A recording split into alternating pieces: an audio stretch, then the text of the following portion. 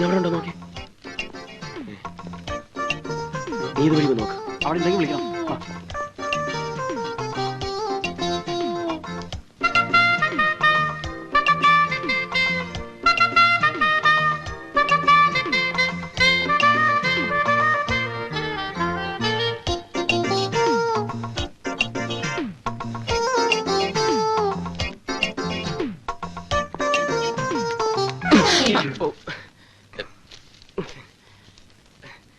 Sorry.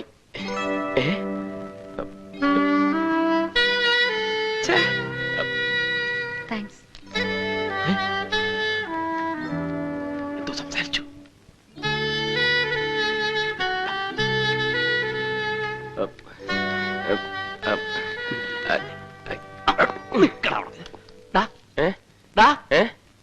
അവളെന്താ പറഞ്ഞത്?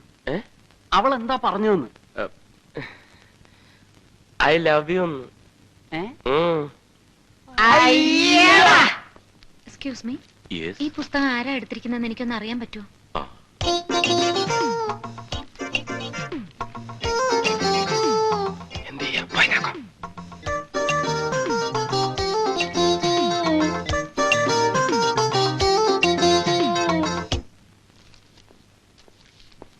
ഇതൊരു സേതുമാധവന്റെ പേരിലുള്ളതാ. എന്താ? ഞാൻ സേതുമാധവന്റെ സിസ്റ്ററാ. പേര് മായ. ഏട്ടൻ മരിച്ചുപോയി. അതുകൊണ്ട് മെമ്പർഷിപ്പ് ക്ലോസ് ചെയ്യാൻ എന്താ വേണ്ടത്? കുട്ടി തന്നെ ഒരു റിക്വസ്റ്റ് എഴുതി തന്നാ മതി. പിന്നെ എനിക്ക് ഈ സേതുമാധവന്റെ കൂട്ടുകാരെ ആരെങ്കിലും ഇവിടുന്ന് കാണാൻ പറ്റുമോ? അതിന് ഈ സേതുമാധവനെ തന്നെ എനിക്ക് പരിചയമില്ലല്ലോ, പിന്നെങ്ങനാ? ഇതാളുടെ ഫോട്ടോ. വെളുത്ത് നല്ല ഉയരം ഉണ്ടായിട്ടാ. ധാരാളം വായിക്കുമായിരുന്നു. പിന്നെ ബോംബെ യൂണിവേഴ്സിറ്റിയിലെ ബോക്സിംഗ് ചാമ്പ്യനൊക്കെ ആയിരുന്നു. അങ്ങനെയാണെങ്കിൽ ക്ലബിലൊന്ന് അന്വേഷിച്ച് നോക്ക്. ചിലപ്പോ അവിടെ ആരെങ്കിലും പരിചയക്കാർ കാണും. ശരി.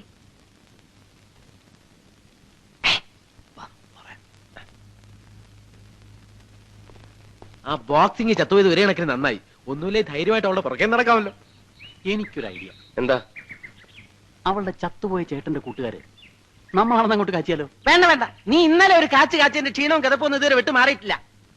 മഹാദേവ, നമ്മുടെ കയ്യിൽ ഗ്ലാമർ ഉണ്ട്. അത് വെച്ച് നമ്മൾ അവൾ വീഴ്ത്തുന്നു. അല്ലാതെ അവന്റെ പെരട്ട തലേന്ന് വരുന്ന ഐഡിയ ഒന്നും നമുക്ക് വേണ്ട. എന്തായാലും ഉള്ള പേരുള്ള മായ. മായ? മായ മഹാദേവൻ? എന്താ എന്താ എന്താ? അല്ല, ഞാനൊന്ന് പറഞ്ഞു നോക്കായിരുന്നു. മായ മഹാദേവൻ നല്ല ചേർച്ച ഉണ്ടല്ലേ? ചേർച്ച നിനക്ക് മാത്രമല്ല, മായ അപ്പുക്കുട്ടൻ എന്ന് പറഞ്ഞാലും ചേരും. മായ ഗോവിന്ദൻകുട്ടി എന്താ മോശമാണോ? മായ തോമസ് കുട്ടിയോ?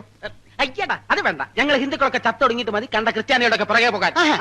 അല്ലേ മഹാദേവൻ നായരെ? അത് നോക്കി, അവളുടെ വണ്ടിയല്ലേ ഒരുത്തം കാറ്റൂട്ടി വിടണണ്ട. ഏതാടാ ഈ പിശാച്? പിശാചല്ലടാ, ദൈവദൂതൻ. ഇവനെ വെച്ച് നമുക്കൊരു കളി കളിക്കാം. ബാ.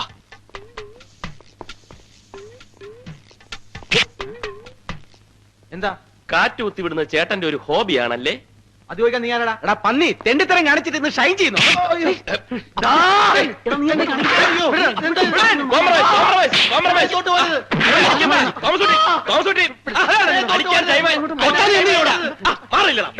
ചോദിക്കാനും പറയാനും ആളില്ലെന്ന് വിചാരിച്ചു അവനൊക്കെ? ചോദിക്കാനും പറയാനും ഒക്കെ ഇവിടെ ആളുണ്ട്. പക്ഷെ കാണാനും കേൾക്കാനും ആള് വേണ്ടേ? അതെ, കാണാനും കേൾക്കാനൊക്കെ ഉള്ള അവളിങ്ങോട്ട് വന്നേക്കട്ടാ. അവളെ മുമ്പിൽ വെച്ച് നമുക്ക് ചോദിക്കാം.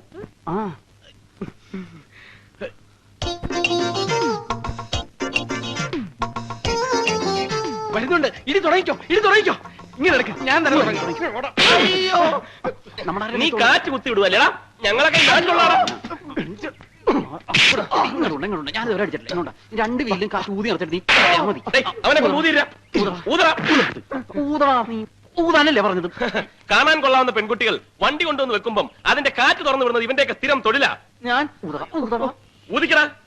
തിരിഞ്ഞു നോക്കാണ്ട് ഊതടാ നീ. ഇയാള് വണ്ടിയുടെ കാറ്റൂരി വിട്ടു. ഞങ്ങള് കണ്ടില്ലായിരുന്നെങ്കിൽ. ഒന്ന് മാറിയേ, കുട്ടി ആളെ ഒന്ന് കാണട്ടെ. അയ്യോ, അപ്പൊ ഇതാരുടെ വണ്ടി?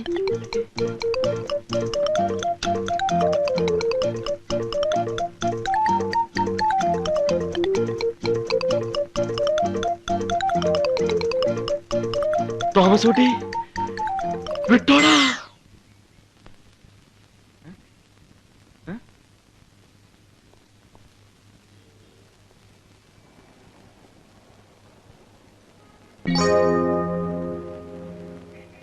ചെല്ലട്ടെ.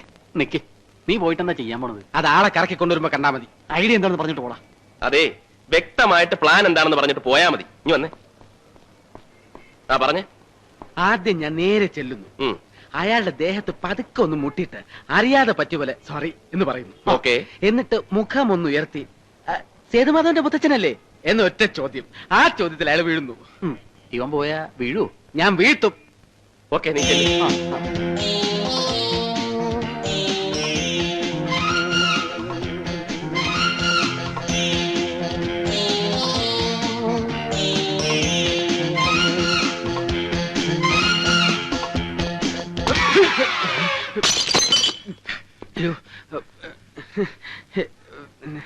എന്റെ അമ്മയെ നാട്ടിച്ച്. ഇന്നെന്താണത്? ഞാൻ മുത്തച്ഛന്റെ കൂട്ട്, ഞാൻ മാത്രമല്ല അവരെല്ലാവരും അവര് തട്ടണമെന്ന് പറഞ്ഞു. ഞാൻ ഇങ്ങനെ ആരും മുട്ടാറില്ല, അതുകൊണ്ട് സോറി. ഇത്ര വലിയ കണ്ടുണ്ടല്ലോ, മത്തയ്ക്ക പോലെ. സോറി. എന്തത് സോറി? മനുഷ്യന്റെ ദേഹത്ത് വന്ന് ഇടിച്ചിട്ടാണോ സോറി പറയുന്നത്? സോറി പറഞ്ഞില്ലേ? 75 രൂപയുടെ മരുന്നായത്. അതെ, കണ്ടാ പറ.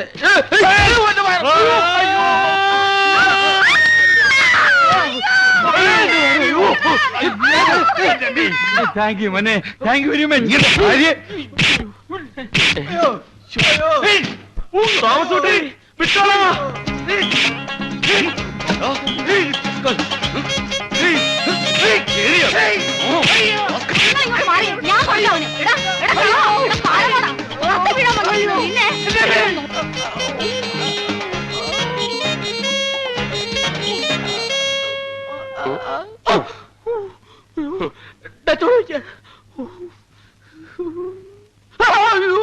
ഇനിയിപ്പൊ കരഞ്ഞാ മതിയല്ലോ, നാണം ഇല്ലാത്തവൻ.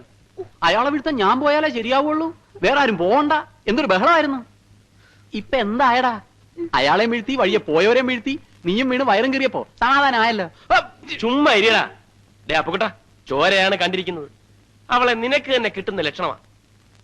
എങ്കി ചില്ല് വയറ്റത്തല്ല, എന്റെ ചങ്കി കയറിയാലും ഞാൻ സഹിക്കും.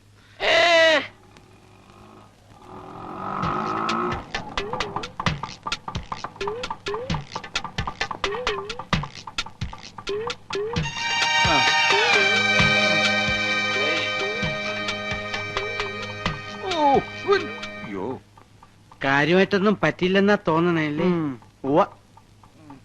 എന്റെ ദൈവമേ, എന്താ ഇത്? എന്താ പറ്റിയത്? എന്താ മുത്തശ്ശ, എന്താ പറ്റിയത്? എന്നെ ഒരുത്തൻ റോട്ടിൽ ഉരുട്ടിയിട്ടു മോളെ. ആരാ മുത്തശ്ശ? വേറെ ആര്? അവന്മാര്. ഇത് അവന്മാർ തന്നെ.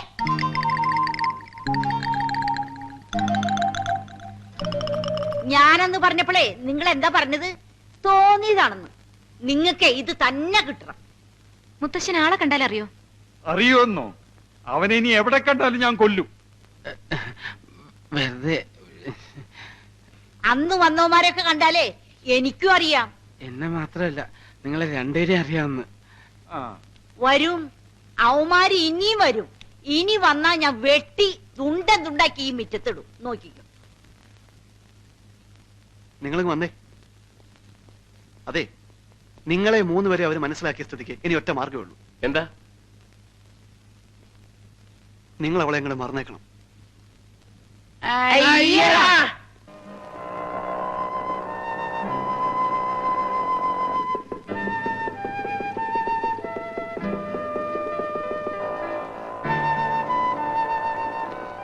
ആർക്കായിരിക്കും എഴുത്ത്?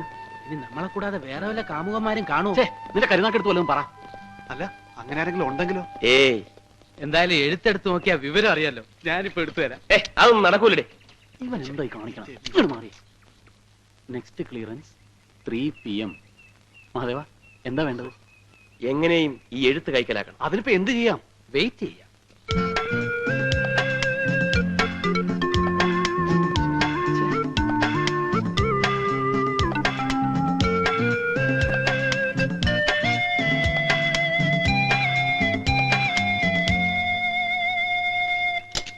പോസ്റ്റ്മാൻ, അതെ, ഞങ്ങൾ ഒരു എഴുത്ത് അറിയാതെ തെറ്റി ഇതിനകത്ത് കൊണ്ട് ഇട്ടുപോയി.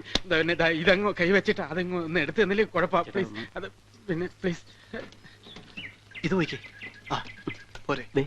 ഇത് മതിയോ? നോക്കി. പോരാന്ന്.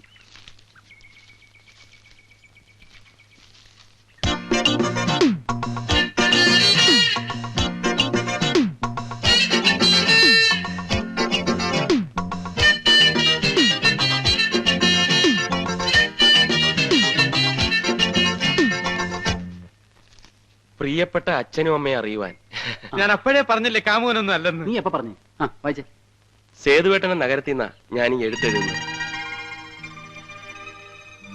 സേതുവേട്ടൻ ഇവിടെ താമസിച്ചിരുന്ന വീട് ഞാൻ കണ്ടുപിടിച്ചു. അതൊരു ആൻഡ്രൂസിന്റെ വീടാണ്. ബോംബെയിൽ എവിടെയോ ആണ് ഈ ആൻഡ്രൂസ് ഇപ്പോൾ. ഈ ആൻഡ്രൂസ് പറഞ്ഞു വിട്ടിട്ടാ സേതുവേട്ടൻ ഈ നഗരത്തിൽ വന്നത്.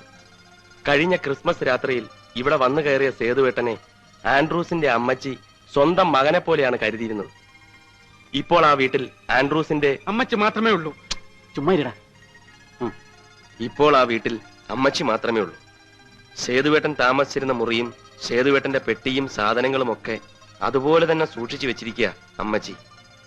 ഈ അമ്മച്ചി വഴി സേതുവേട്ടന്റെ ഇവിടെയുള്ള കൂട്ടുകാരെയൊക്കെ കണ്ടെത്താനുള്ള ശ്രമത്തിലാണ് ഞാനിപ്പോ.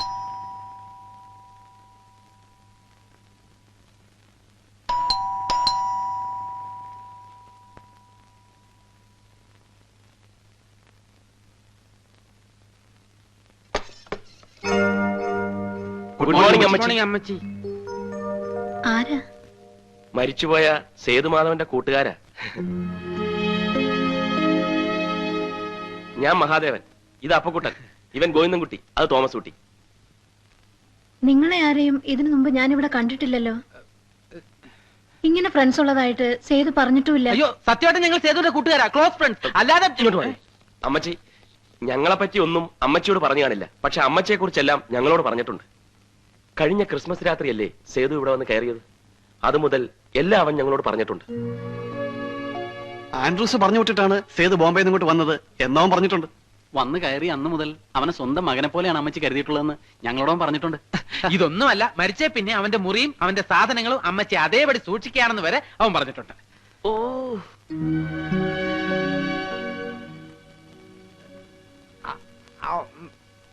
പറഞ്ഞിട്ടില്ല അല്ലേ? മിണ്ടാരിടാ. ഇവൻ പറയുന്ന നോക്കണ്ട. ഇവനിപ്പോ ഇങ്ങനെ സേതുവിന്റെ മരണത്തിന് ശേഷം ഇവന്റെ സമനില ആകെ തകർന്നിരിക്കുക. എന്ത് ചെയ്യാൻ അമ്മച്ചി? കൂട്ടുകാരനെ ഭ്രാന്തായി പോയെന്ന് വെച്ചാൽ ഞങ്ങൾക്ക് ഉപേക്ഷിക്കാൻ പറ്റൂ? അമ്മച്ചി ആക്ച്വലി ഞാൻ നീ ഇങ്ങോട്ട് മാറി. ഞങ്ങളിപ്പോ വന്നത് ഞങ്ങൾക്ക് സേതുവിന്റെ ഒരു ഫോട്ടോ വേണം. ഞങ്ങളുടെ ലൈബ്രറിയിലെ ഒരു മെമ്പർ ആയിരുന്നല്ലോ സേതു. ഫോട്ടോ സോവനീറി കൊടുക്കാനാ. ഫോട്ടോ ഞങ്ങളുടെ കയ്യിലുണ്ട്, പക്ഷെ അത്ര നല്ലതല്ല, അതുകൊണ്ടാ. നിക്ക്, ഞാൻ നോക്കട്ടെ.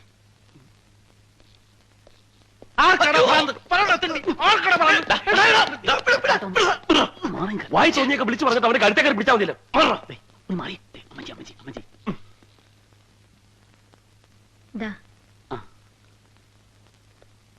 നിങ്ങളുടെയൊക്കെ വീട് എവിടെയാ? ഞങ്ങൾ ഇവിടെയൊക്കെ തന്നെ ഉള്ളവരാ. പിന്നെ ഏറ്റവും അടുത്തത് എന്റെ വീടാ. ദേ ഈ അഡ്രസ്സിൽ അന്വേഷിച്ചാൽ മതി. ഞങ്ങൾ ആരെങ്കിലും ഒക്കെ ആയിട്ട് എപ്പോഴും അവിടെ തന്നെ ഉണ്ടാവും. ആരെങ്കിലും അഡ്രസ്സ് ചോദിച്ചു വന്നാലും കൊടുക്കാൻ മടിക്കണ്ട. സേതുവിനെ പോലെയും ആൻഡ്രൂസിനെ പോലെയൊക്കെ കരുതിയാൽ മതി ഞങ്ങളെ, അല്ലേ? അതെ. ഇങ്ങനെ